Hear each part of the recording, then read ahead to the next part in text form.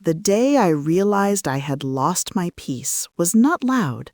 There was no shouting, no slammed doors, no cruel words thrown across the room. It was quiet. I was standing in my own kitchen, holding a cup of tea that had already gone cold.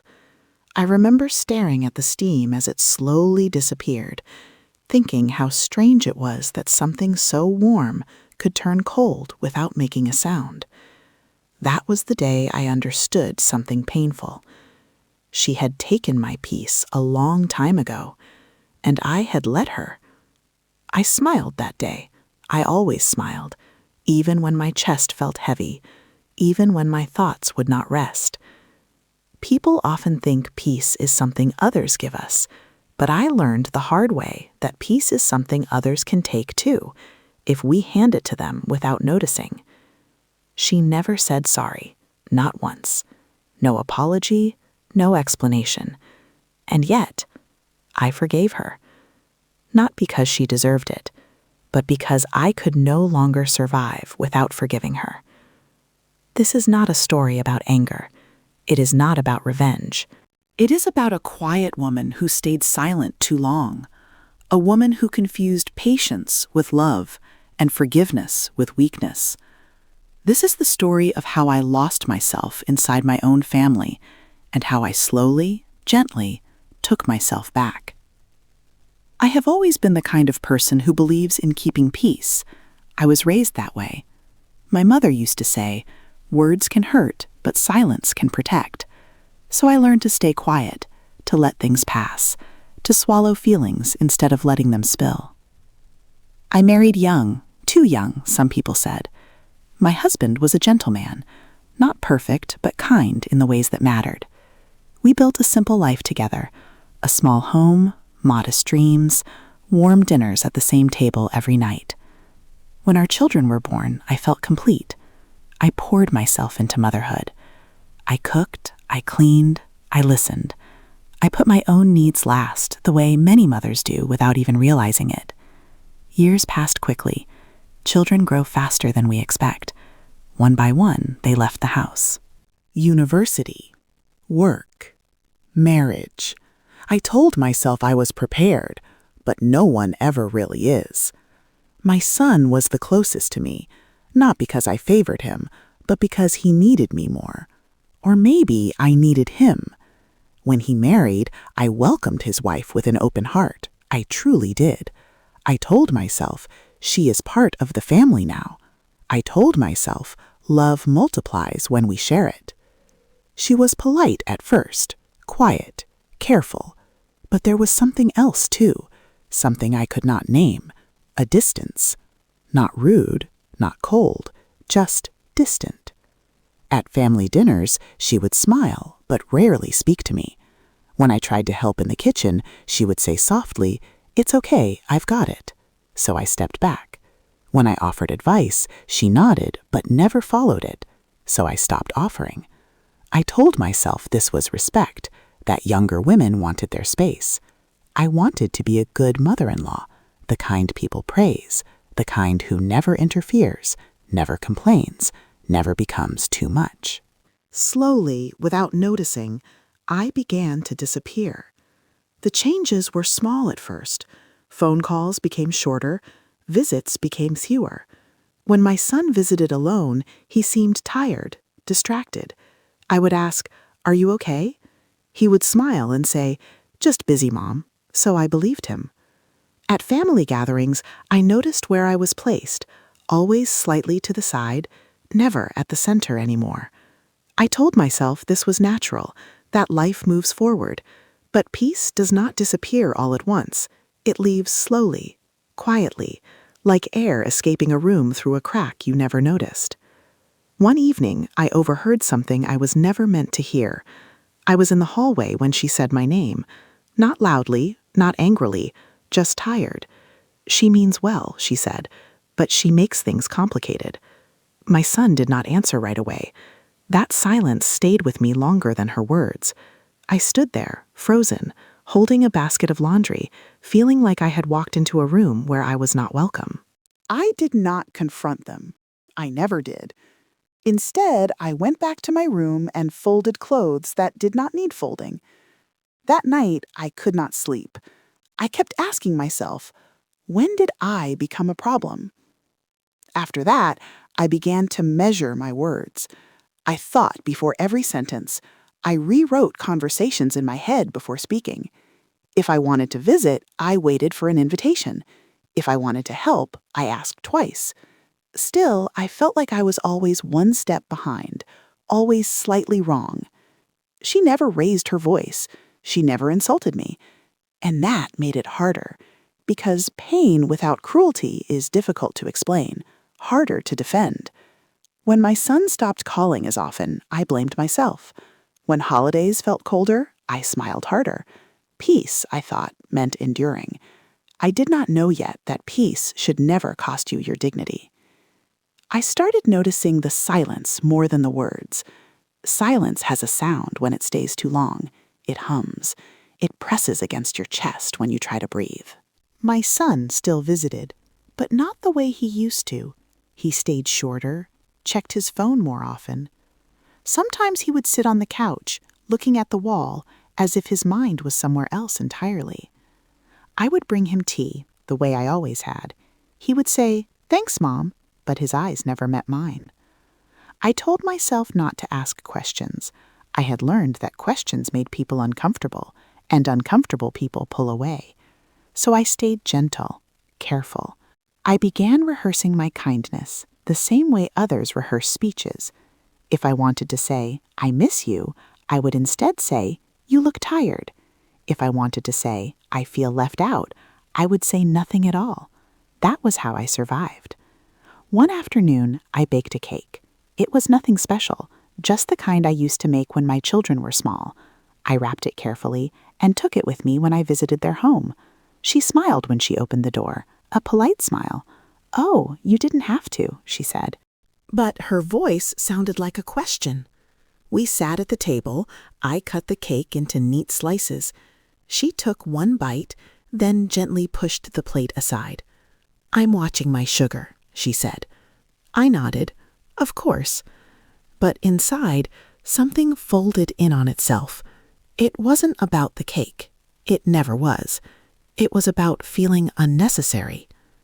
Later that day, I noticed the cake untouched in the kitchen, still whole, still perfect, like it had never belonged there.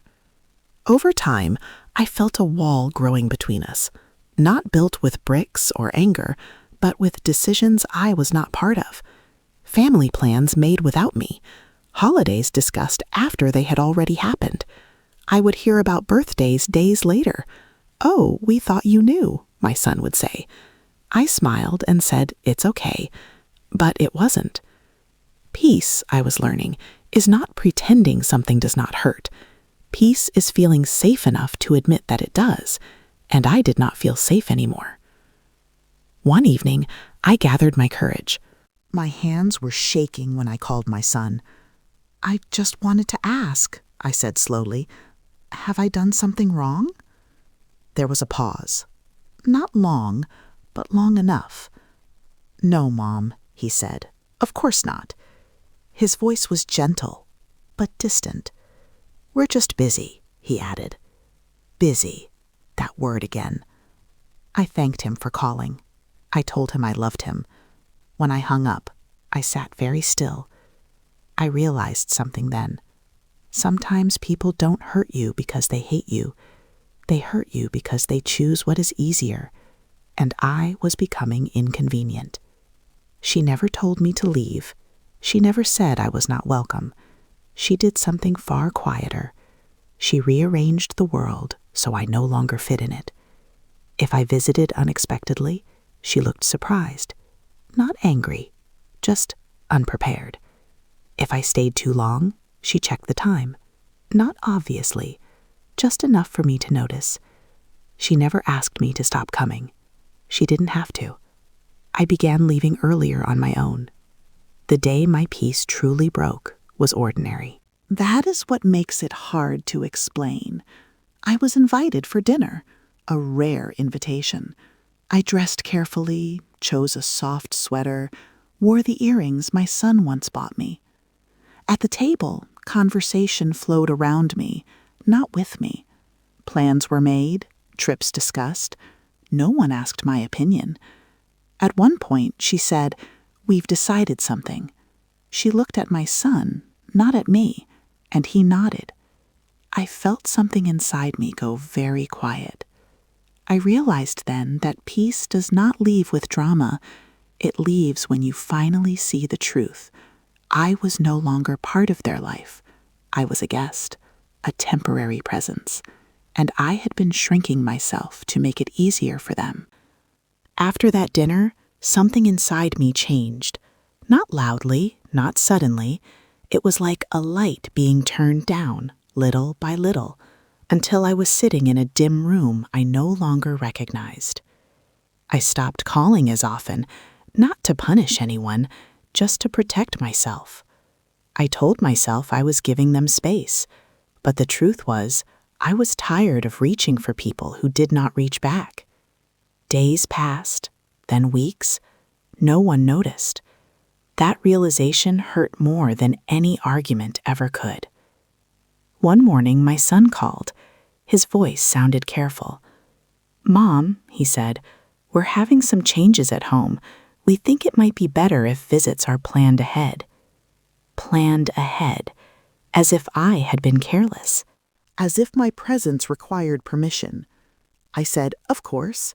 I always said that. She needs her space. He did not say her name. He didn't need to.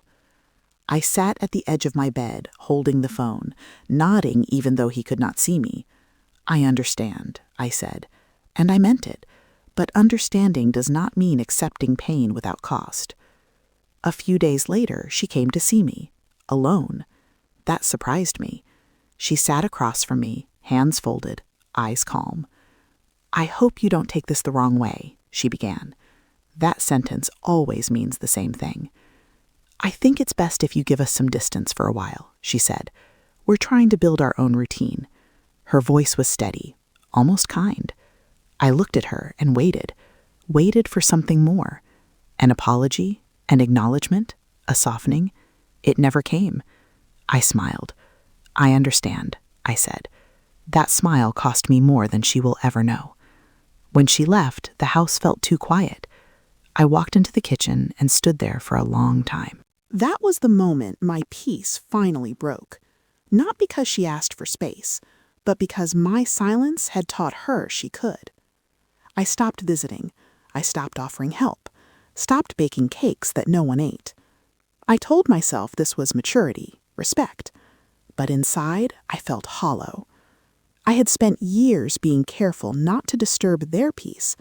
No one had been careful with mine. I replayed conversations in my head.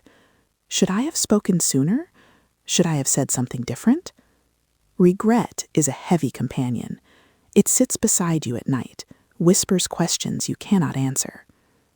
One evening, as rain tapped softly against the window, I finally admitted the truth to myself. She had taken my peace, not because she was cruel, but because I had handed it to her. I had confused being kind with being invisible. I had believed that love meant silence, and in doing so, I had erased myself. That realization hurt, but it also felt like waking up. Forgiveness did not come quickly. It did not come with relief. It came with exhaustion. I was tired of carrying anger I never showed, tired of waiting for words that would never come. She was never going to say sorry, not because she didn't know she hurt me, but because my pain had never interrupted her comfort. So I forgave her. Not out loud, not to her face. I forgave her quietly, for my own peace. Forgiveness did not feel holy. It did not feel warm or freeing at first. It felt like setting down a heavy bag I had been carrying for too long, only to realize my arms were shaking because they had forgotten how to rest. I did not tell anyone I forgave her.